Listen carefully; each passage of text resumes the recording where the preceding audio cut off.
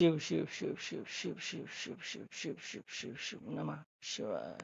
शिव जी के किरात अवतार के प्रसंग में श्री कृष्ण द्वारा द्वैत वन में दुर्वासा के शाप से पांडवों की रक्षा।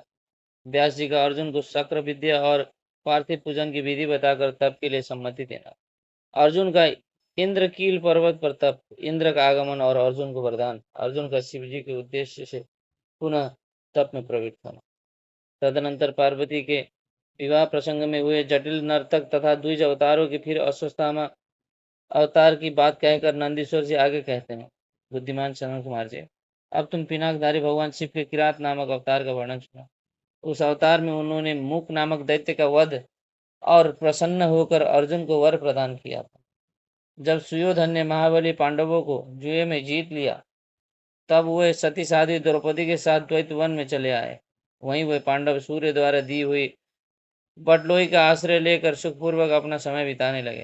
प्रियवर, उसी समय सुयोधन ने आदरपूर्वक मुनिवर दुर्वासा को छल करने के प्रयोजन से पांडवों के निकट जाने के लिए प्रेरित किया। तब महर्षि दुर्वासा अपने 10,000 शिष्यों के साथ आनंद पूर्वक वहां गए और पांडवों से मनोनुकूल भोजन की याचना की। तब उन सभी पांडवों ने उनकी प्रार्थना स्वीकार करके दुर्वासा आदि तपस्वी मुनियों को स्नान करने के लिए भेजा। मुनीश्वर, इधर अन्न भाव के कारण वे सभी पांडव बड़े संकट में पड़ गए और मन ही मन प्राण त्याग कर देने का विचार करने लगे। तब द्रौपदी ने श्री कृष्ण का स्मरण किया। वे तत्काल ही वहां पहुंचे और शाक के पत्ते का भोग लगाकर उन सभी तपस्वियों को तृप्त कर दिया। फिर तो महर्षि दुर्वासा अपने शिष्यों को तृप्त हुआ जानकर वहां से चलते बने। इस प्रकार श्री कृष्ण की कृपा से उस समय पांडव संकट से मुक्त हो गए। तदनंतर भगवान श्री कृष्ण ने पांडवों को शिव जी की आराधना करने की सम्मति दी। फिर व्यास जी ने भी आकर उन्हें शंकर के समाराधन का आदेश देते हुए कहा, शिव जी संपूर्ण दुखों का विनाश करने वाले हैं। वे भक्ति करने से थोड़े ही समय में प्रसन्न हो जाते हैं, इसलिए सभी लोगों को शंकर जी की सेवा करनी चाहिए। वे महेश्वर प्रसन्न होने पर भक्तों की सारी अभिलाषाएं पूर्ण कर देते हैं, यहाँ तक कि वे इस लोक में सारा भोग और परलोक में मोक्ष तक दे डालते हैं। यह बिल्कुल निश्चय बात है। इसलिए भुक्ति मुक्ति रूपी फल की कामना वाले मनुष्य को सदा शंभु की सेवा करनी चाहिए, क्योंकि भगवान शंकर साक्षात परम पुरुष, दुष्टों के संहारक और सत्पुरुषों के आश्रय स्वरूप। अब अर्जुन पहले दृढ़ता पूर्वक चक्र विद्या का जप करें, तब इंद्र पहले परीक्षा लेंगे, पीछे संतुष्ट हो जाएंगे। प्रसन्न होने पर वह सर्वदा विघ्नों का नाश करते रहेंगे और फिर शिव जी का श्रेष्ठ मंत्र प्रदान करें। नंदीश्वर जी कहते हैं, उन्हें इतना कहकर व्यास जी अर्जुन को बुलाकर उन्हें चक्र विद्या का उपदेश देने को उद्यत हुए। तब तीक्ष्ण बुद्धि अर्जुन ने स्नान करके पूर्व मुख बैठकर उस विद्या को ग्रहण कर लिया। फिर उदार बुद्धि मुनिवर व्यास जी ने अर्जुन को पार्थिव लिंग के पूजन का विधान बतलाकर उनसे कहा।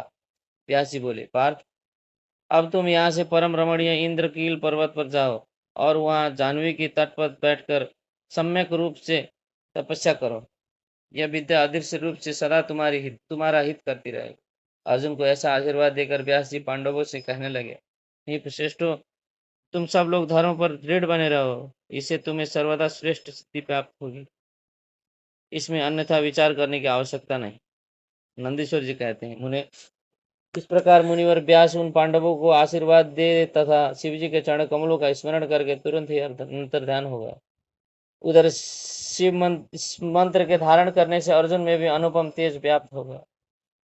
वह उस समय उद्दीप्त हो उठे। अर्जुन को देखकर सभी पांडवों को निश्चय हो गया कि अवश्य ही हमारी विजय होगी, क्योंकि अर्जुन में विपुल तेज उत्पन्न हो गया।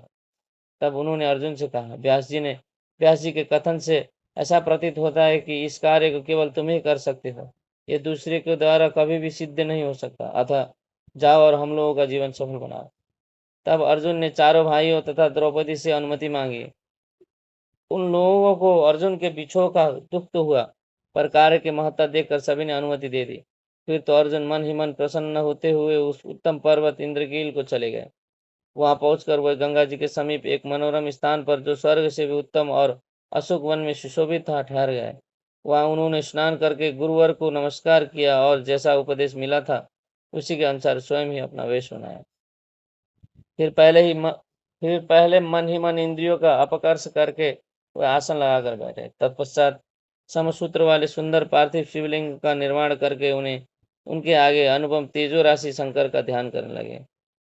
वे तीनों समय स्नान करके अनेक प्रकार से बारंबार शिव जी की पूजा करते हुए उपासना में तत्पर हो गए। तब अर्जुन के शिरोभाग से तेज की ज्वाला निकलने लगी। उसे देखकर इंद्र के गुप्तचर भयभीत हो गए।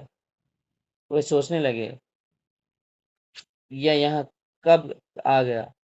पुनः उन्होंने ऐसा विचार किया कि यह घटना इंद्र को बतला देनी चाहिए। ऐसा सोचकर वे तत्काल ही इंद्र के समीप गए। गुप्तचरों ने कहा, देवेश, वन में एक पुरुष तप कर रहा है, परंतु हमें पता नहीं कि वह देवता है, ऋषि है, सूर्य है अथवा अग्नि है। इसके उसी के तेज से संतप्त होकर हम आपके सन्निकट आए हैं। हमने उसका चरित्र भी आपसे निवेदित कर दिया। अब आप जैसा उचित समझे वैसा करें। नंदीश्वर जी कहते हैं, मुने, उन गुप्तचरों के यूं कहने पर इंद्र को अपने पुत्र अर्जुन का सारा मनोरथ ज्ञात हो गया। तब वे पर्वत रक्षों को विदा करके स्वयं वहां जाने का विचार करने लगे। विप्रवर, इंद्र अर्जुन की परीक्षा लेने के लिए वृद्ध ब्रह्मचारी ब्राह्मण का वेश बनाकर वहां पहुंचे। उस समय उन्हें आया हुआ देखकर पांडुपुत्र अर्जुन ने उनकी पूजा की और फिर उनकी स्तुति करके आगे खड़े हो पूछने लगे, ब्राह्मण, बताइए, इस समय कहाँ से आपका शुभागमन हुआ है। इस पर ब्राह्मण वेशधारी इंद्र ने अर्जुन को ऐसे वचन कहे जिससे वह तप से डिग जाए। पर जब अर्जुन को दृढ़ निश्चय देखा, तब अपने स्वरूप में प्रकट होकर इंद्र ने अर्जुन को भगवान शंकर का मंत्र बताया और उसका जप करने की आज्ञा दी। तदनंतर अपने अनुचरों को सावधानी के साथ अर्जुन की रक्षा करने का आदेश देकर वे अर्जुन से बोले, भद्र, तुम्हें कभी भी प्रमाद पूर्वक राज्य नहीं करना चाहिए, परंतु यह विद्या तुम्हारे लिए श्रेयस्कारी होगा। साधक को सर्वथा धैर्य धारण कर किए रहना चाहिए। रक्षक तो भगवान शिव ही हैं। वो संपत्तियां और फल मोक्ष दोनों समान रूप से देंगे, इसमें तनिक भी संशय नहीं है। नंदीश्वर जी कहते हैं, मुने, इस प्रकार अर्जुन को वरदान देकर देवराज इंद्र शिव जी के चरणों कमल का स्मरण करते हुए अपने भवन को लौट गए। तब महावीर अर्जुन ने सुरेश्वर को प्रणाम किया और फिर वे मन को वश में करके इंद्र के उपदेश अनुसार शिव जी के उद्देश्य से तपस्या करने लगे। अध्याय 33 से 38 समाप्त। शिव शिव शिव शिव शिव शिव शिव शिव शिव शिव शिव शिव नमः शिवाय।